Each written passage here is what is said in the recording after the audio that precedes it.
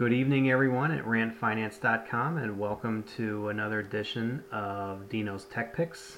This evening is June 27th, about 20 after 10 p.m. Eastern, and looking at the S&P minis. And we've had an interesting week thus far. And, well, what do we get? Well, Monday morning we had that gap down, and right at the open we came down and we tagged that green line again, and we kind of bounced up a little bit, and going into the next morning we tagged it again, and we've kind of gone up ever since. And we're looking at a 4-hour chart here. What's the green line? Well, we haven't talked about that in a while, but this green line is just some trend resistance, and I keep an eye on it because going way back to in April 2010, it just started this trend that we were either trading below it for a while or above it for a while, below it for a while, above it for a while. And here we've been kind of hugging it with some indecision and whatnot. But you know, it's sloping trend. It's not horizontal support or resistance, so it's not as strong. But you know, there is a pattern there, and I guess I'm just watching the pattern. So you know, flipping back to the 4-hour, we see our bounces. We headed up. You know, where do we go from here? Well, here's what I'm looking at. I'm looking at a couple of things here. One, this wedge, well, I should say, when I was looking at this tonight, I seen this bear flag target that I still had marked down here that I'm discounting now, but it was basically this wedge. And looking at this little marker here, I came back and looked at this wedge, and I, you know, now that we're out a little bit farther, I kind of readjusted some lines and seen, you know, there were cleaner back tests here, and then another back test here last week. Actually, that was probably about a week and a half ago. And then I extended the top line here as well, because last week we hit that, tagged it, and headed down ever since thus far. So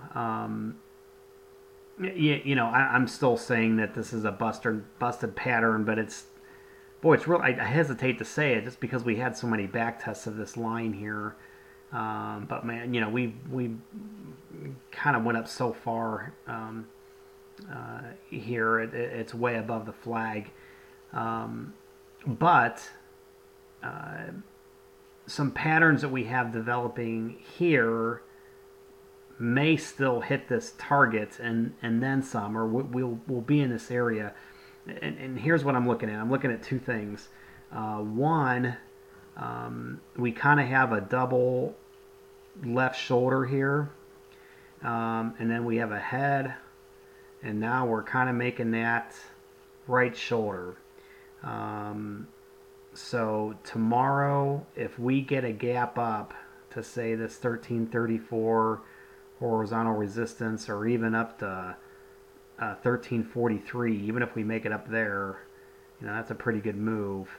I think that's a great spot to short, in my opinion, just because your stop is if we make a new high here off of 1357. You know, there's a little bit of short-term horizontal resistance here, and we'll call it 53.54. You know, you start busting that and busting these some of these trend lines here. You know, then you cover, take your loss, and move on. But so that's one thing to watch. The other thing is, and I noticed this today, is you know, we had this big down move, kind of came up, back down, tagged that green line like I mentioned earlier, came up. Boy, if we come down and tag this blue line here and move up, well, we got ourselves a little inverse head and shoulders here. So it's, you know, one of those two things are probably one of those two patterns are probably going to play out here. Um, in my opinion, I'm kind of leaning bearish at this point, but again, if I guess if we get a gap up, I would call that bearish. If we get a gap down here and we bounce off this blue line, well, that's going to be bullish. So, bears want, I think, that gap up and a sell off. Bulls want a gap down, and a tag in that of that blue line, maybe like in the first half hour of trading, and then just rocket up from there.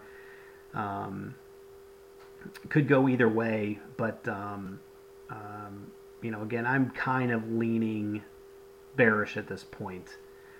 The other thing is, if this pattern plays out here, this head and shoulders, I did a real quick measurement here. The head's 1357, neckline 1301, 1302.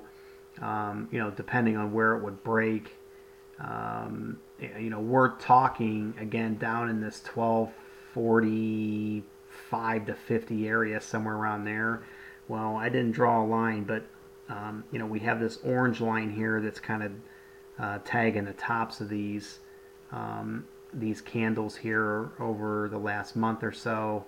Well, if we drew a similar line here,